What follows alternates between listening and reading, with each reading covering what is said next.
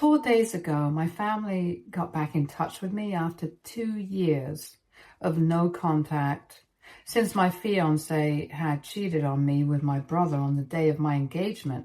And it had turned into a huge mess, so I had to cut them off. For context, my fiance, my brother, and I all went to school together and have known each other for a really long time. Kim, my fiance, was in the same year as us, and Ron, my brother, was just 2 years behind. Ron and I used to be very close when we were younger, so we were kind of part of the same friend circle. And that meant that he was also friends with Kim. I asked him to be my prom date in my senior year, and after that, we started dating. We even ended up in the same college, so we had been together for almost 7 years when I asked her to marry me. She said yes, and we got engaged. I hosted a party that day itself, with only our families and a couple of really close friends coming over in the evening to celebrate the big news before we announced it on social media. I was too busy celebrating what had happened to myself to notice anything that was going on around me.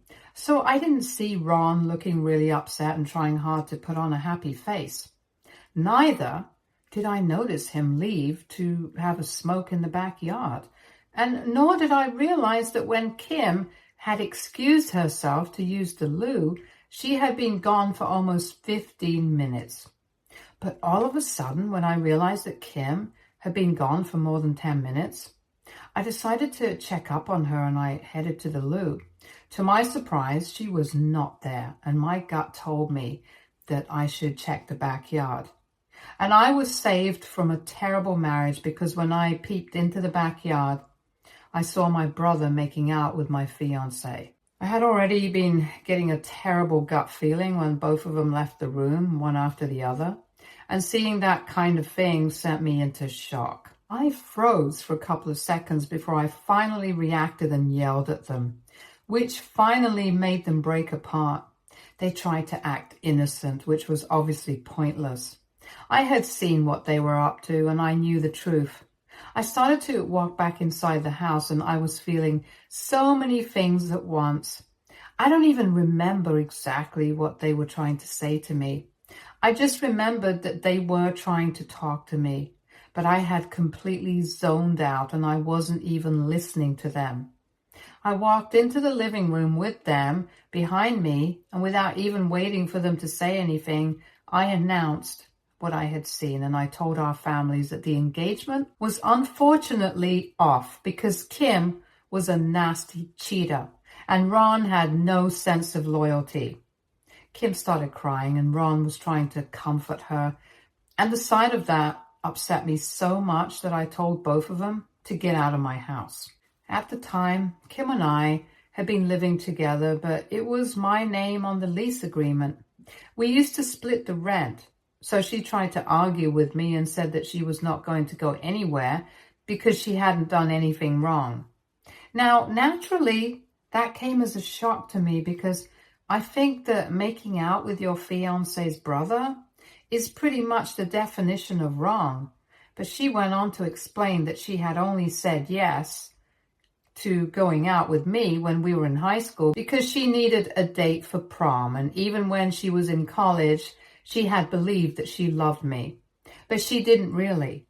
And in the past couple of years after we had graduated, she had realized that she had feelings for Ron and not me.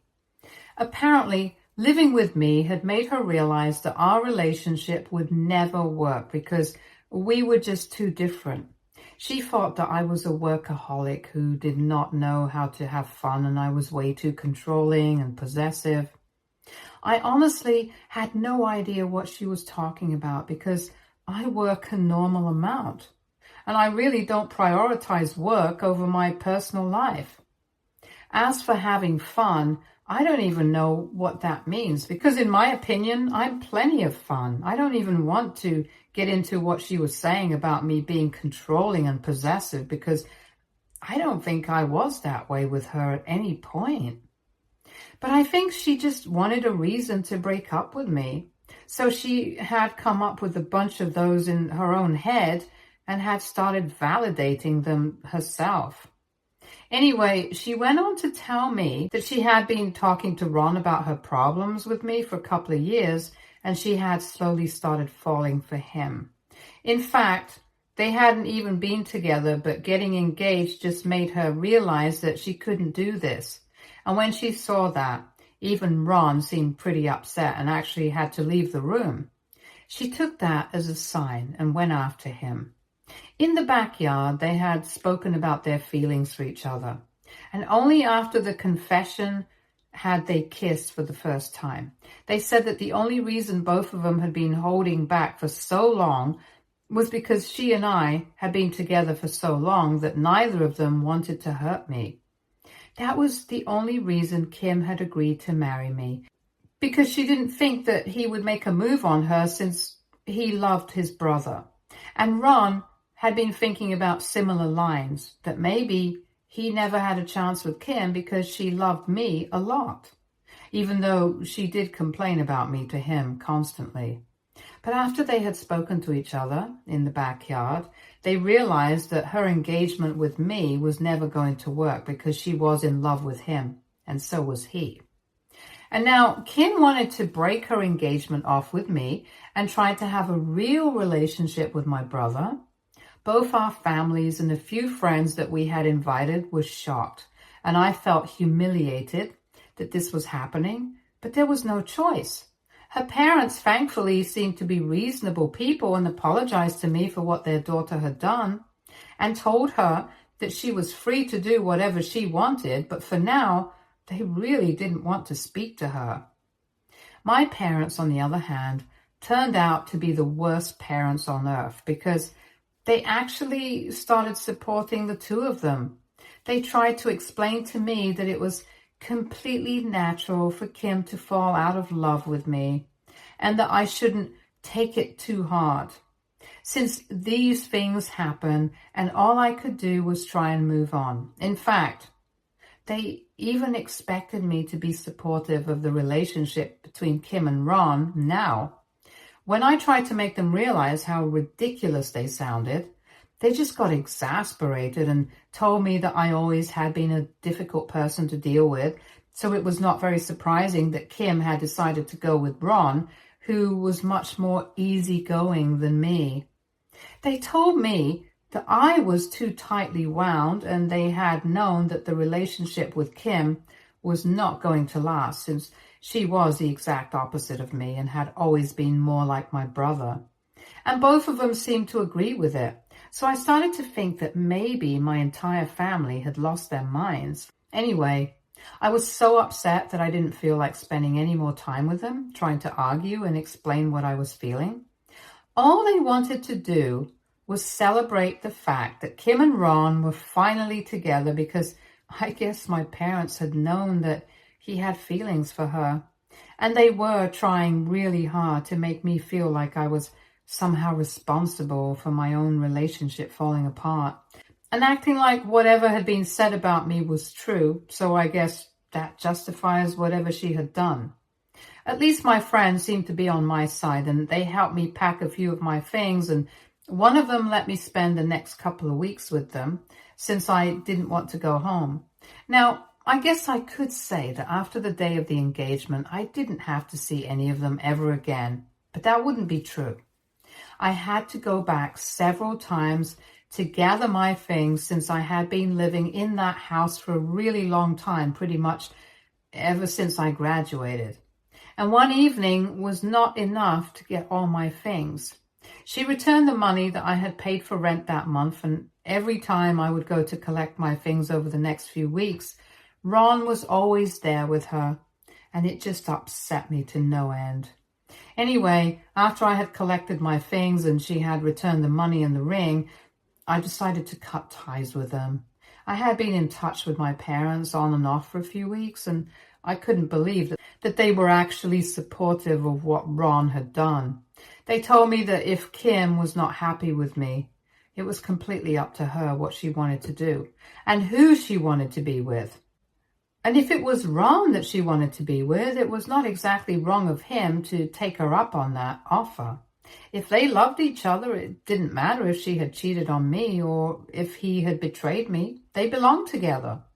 And they were going to be supportive of the relationship no matter how I felt.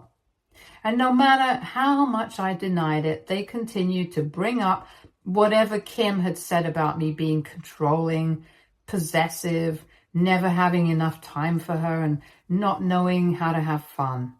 It had come to a stage where I had actually started questioning any of those things. So I spoke to a couple of my friends, and these were people who had always been honest with me since we had been friends from school. They have known me and Kim for a really long time, so I could count on them to be honest with me. And they told me that whatever she had said was a bunch of baloney, and she was only coming up with that stuff to justify her affair. I worked a reasonable amount, and they confirmed it. And I cared about my work just as any other person does. Not more and certainly not less. And I was quite a fun person to be around. Maybe I wasn't always the life of the party like my brother was, but that didn't matter because I knew how to let loose, and that was all. Besides, things like that shouldn't even matter in a relationship. It wasn't like her life had become boring or difficult because of me. As for controlling and possessive, my friends vehemently denied that. And that just made me believe it even more firmly that my family and Kim were just trying to gaslight me into believing that I was all of these things.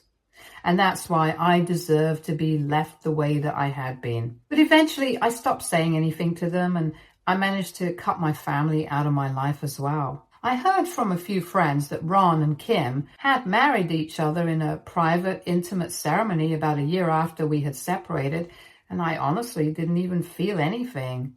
1 more year has passed since then, and for almost 2 years, I have had no contact with my family. I've achieved a lot in life, traveling a lot, and so I don't even feel like I've missed out on anything. However, last week, my mother called me up, and at first I declined and even blocked the number that she had been calling me from. But that did not stop her. She started using another number, and when I realized that it was her, I still did not pick up. She kept trying to go, and after almost 4 hours, I decided to answer the call because she hadn't stopped calling every other minute. I was quite irritable, but when I called her back, I heard her crying on the other end, and I was very confused because I had no idea what she was sobbing about. So instead of yelling at her like I had planned, I decided to ask her what was going on, and she told me that apparently my brother and Kim had been in an accident and both of them had slipped into a coma. The accident had been terrible. A truck had plowed into them, and the two of them were in a terrible condition. I'm not even kidding. I felt really sorry for them, and I told my mother to hang in there because whatever they had done to me, this was something really horrible, and I definitely hadn't been expecting something like this. My mother couldn't stop crying on the phone, so she had to give it to my dad, who was a little calmer, and told me that they were calling to ask me to visit them so they would have some sort of support during this time. I didn't even understand what they meant by some sort of support because both Ron and Kim had health insurance. So it's not like they needed my money. As for emotional support, they had each other, and I'm not sure what I could be there for. And to be honest, they haven't been in touch with me for the past 2 years, so I didn't understand why they wanted me to be there for them all of a sudden. But a couple of minutes later, my dad clarified what he meant, and I'm still reeling from the shock of it. Apparently, they wanted me to support them by babysitting Kim and Ron's 2-month-old son. The whole pregnancy journey and both had been well-kept secrets, made easier by the fact that Kim and Ron had been in Oklahoma during the pregnancy. He had been working on a project there when they found out and decided to stay for the entire duration of the pregnancy, and both to stay there as well. They had friends and a couple of family members as well, so it was all good, and their family had even flown down to be there for the birth of the baby. Everything had been kept private on purpose because that's what Kim and Ron wanted, and they had only come back a couple of weeks ago so they could let everyone know. But now they were in hospital after this terrible accident. I honestly felt numb after learning this and didn't know how to react, but my dad told me that for now, they had hired a sitter to look after the baby, but they needed to think about something long-term as well. Apparently, they had spoken to the medical team and Kim and Ron had been given 50-50 chances of survival. So my dad had called me to say that just in case something were to happen to them, they wanted me to help raise the baby. He thought that this was the most valid way to deal with the situation, so he wanted me to come and see the baby and at least try to create a bond with him. I thought that was a ridiculous expectation to have from me. And I instantly told him that I was not going to do anything of the sort. Literally, everything about his suggestion was incredibly problematic, and I did not want to be a part of it. But instead of accepting that, he started yelling at me and said that I was being stupid and selfish, and that right now things are not about me, about Kim and Ron, because they are literally in a coma and I need to think about them before declining. He said that the family needs me right now, and most importantly, my nephew needs me, so I need to be there for everyone instead of holding on to old grudges. But it's not like I decline because of any grudges. I decline because it's just weird. I don't want to have to build a relationship with my nephew under circumstances like this. I didn't even know I had a nephew until a couple of days ago, and all of a sudden, I'm expected to step up and start taking care of him like he was my own, and think about taking care of him in the future as well, just in case anything happens to his parents. His parents are another story altogether, and I don't even want to get that right now.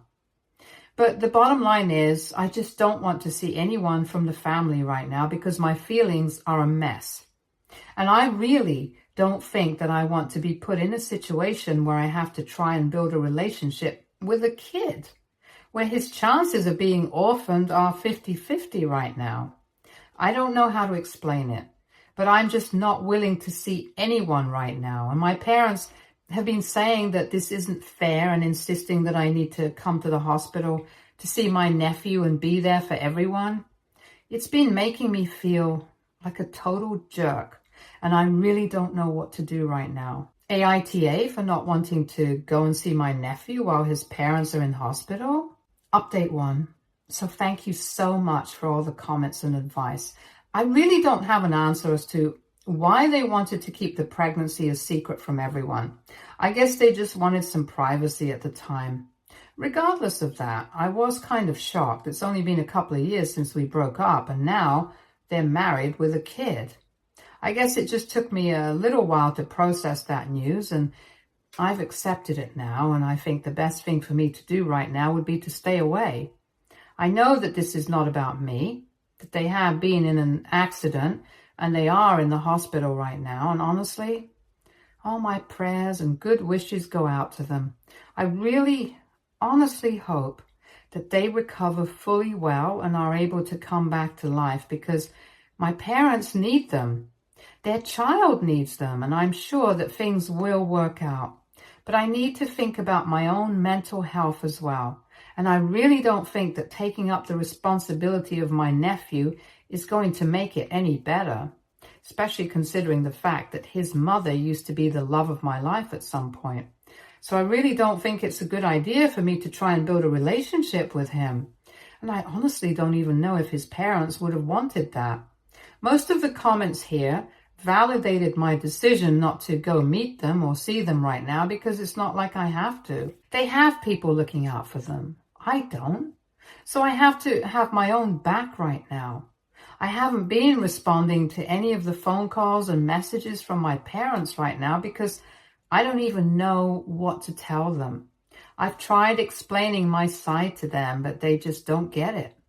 I don't think they're even capable of understanding what I'm going through or what I went through 2 weeks back. So it's pretty pointless to talk to them, and I've decided that I'm going to keep ignoring them until I absolutely can't. I have a life and work of my own to attend to as well. So I'm hoping that it will keep me distracted enough from whatever's going on that side of the family. My parents decided to pay me a visit today. I've been ignoring them for the past 2 weeks, and I guess they just couldn't take it anymore. It's the weekend right now, so I couldn't even escape to work, and I had to speak to them. At least something productive came out of the discussion, so I'm happy that it happened, but not really happy about the way things went down. They showed up in the morning, and I had to let them in, and they didn't even bother with any small talk before jumping to the purpose of their visit. They said that they had noticed that I had been ignoring them, but now that they were here, I couldn't do that anymore. They demanded answers for my behavior and said that it was really selfish of me to leave them to deal with what was going on in the family without even bothering to check up on them. It was their belief that what had happened with me 2 years back with Kim and Ron was not right, but they loved each other, and I couldn't have prevented that from taking place anyway. They told me that I should have been grateful that I found out about their feelings for each other on the day of the engagement itself, and after we had already gotten married. So they did not see any reason to feel sorry about supporting my brother and Kim. They also said that even if I felt like they had betrayed me, I still shouldn't be behaving like this because it's bad enough that my brother and Kim have been in an accident. The last thing that the family needs is for me to be so selfish and heartless that I don't even forgive them after they have gone through something so terrible. I was kind of shocked that they were making it sound that like I should just forgive them because they had been in an accident, and that was their karma, which is why I don't need to bother anymore. I'm not sure that that's how things work, but I didn't say anything to them and let them speak without any interruptions. I was saving everything that I had to say until the end because I honestly don't think that interrupting them and turning the situation into a shouting match would have helped. So I should take it as a sign to at least try and make things right with them, because right now there's no telling what might happen. And the doctors have still asked us to hold out. And they believe that I can start by trying to build a relationship with my nephew, just in case I have to take over. That is what really irked me. At that point, I finally interrupted them and said that even if, in a hypothetical situation, I agreed to take over, as they say, it would still be really weird. If I decided to visit the baby and try and build a relationship with my nephew, and then all of a sudden Kim and Ron started getting better and decided that they did not want me around the baby anymore, then where would I be? I would already get attached to the baby, and then that would be ripped away from me. And on top of that, it was weird that my parents were acting like Kim and Ron were already gone. The doctors had given them a 50-50 chance of survival. So even if there was a 50% chance of them surviving and making it, I think the family should have some hope. Instead of spending their time with their kids at the hospital, they were here wasting their time arguing with me. And I didn't even see the sense of why they were doing this. So I told them that it would be better for them to go back to the hospital and actually do something productive with their time. But they seemed to be offended at the implication that they were wasting their time, and said that they had only approached me because they thought that I was the only person who would be able to take care of my nephew, just like my brother had done. And they told me that when Kim and Ron came around and found out that I had bothered to come to see them and build a relationship with my nephew, they would have been happy. They did say that, but they didn't sound too confident by saying it. And they shouldn't have, because we haven't spoken for the past 2 years and we ended on a terrible note. They have never seemed apologetic for their actions. And I highly doubt that they would be happy if I tried to build a relationship with their baby. Anyway, I told my parents that my final decision was that I was not going to go and see them, at least not right now. I still needed some time to think about what I was feeling, and I knew that nobody cared about my feelings, but I did. I had stayed out of their life and never bothered them, so now it was time for them to respect my feelings and do the same for me. I thought that they were going to argue again after that, but luckily they seemed to understand what I was getting at and just gave up. They still told me that they would be waiting for me to show up, but I told them not to hold out much hope. I did say that I hoped and prayed that Kim and Ron would be able to make a full recovery soon enough, because I really do. And I didn't want to come off as insensitive, so I felt like it was necessary for me to say that. I even handed over a box of chocolates that I had bought a couple of days ago. I had thought that I would gift it to a friend of mine who had helped me out with something, but at that moment I thought that it would be better for me to hand it over to them, for Kim and Ron. I told them that this was the best I could do for them, and that my parents should give them this box when they came around. But that's as far as I was willing to go. Anyway, they're gone now, and I feel a lot lighter, so I guess I needed this at some point. Update 3. So it has been almost 6 months since I last posted here, and I feel like I owe everyone an update. I know everybody wants to hear about what happened with Kim and Ron, and here's the deal. They survived. Thankfully, about a couple of weeks after my parents visited me, they started stirring and they were able to make a full recovery eventually. I had actually bothered to go and see them in the hospital before they started coming back to their senses, and I had even met my nephew. It was very difficult for me to see them in that condition, and it was even more difficult for me to see my nephew, but I did it. And I guess it just gave me some sense of closure that I didn't have for so long. So I'm grateful that I did what I did. And a few months ago, my brother and Kim even texted me to let me know that they were very thankful that I had come to see them and met my nephew as well. After almost 2 years, they finally apologized to me and said that they wished things could have turned out differently between us. But it's fine with me now because I've moved on. I wouldn't say that I have forgiven them. That would not be true, and I don't think I even have it in me to forgive them. But I have come to accept whatever has happened, and I guess that's the best that I can do. And it's the best that they should be expecting from me. So I guess we're all fine with that. Anyway, I told them that it was fine, and since then we haven't exactly spoken, and I'm fine with it. And that's how I want things to be. I'm happy enough without my family in my life. I also started seeing somebody recently, and this time it's pretty serious. I have had a couple of flings and casual relationships in the past after my breakup with Kim, but I guess this is the first time that I've actually had such strong feelings, and I think it will work out well this time. So I'm keeping my fingers crossed, and I'm hopeful for the future. Thank you so much for bothering to keep up with my life. That means a lot to me. Stay tuned for more stories from our girl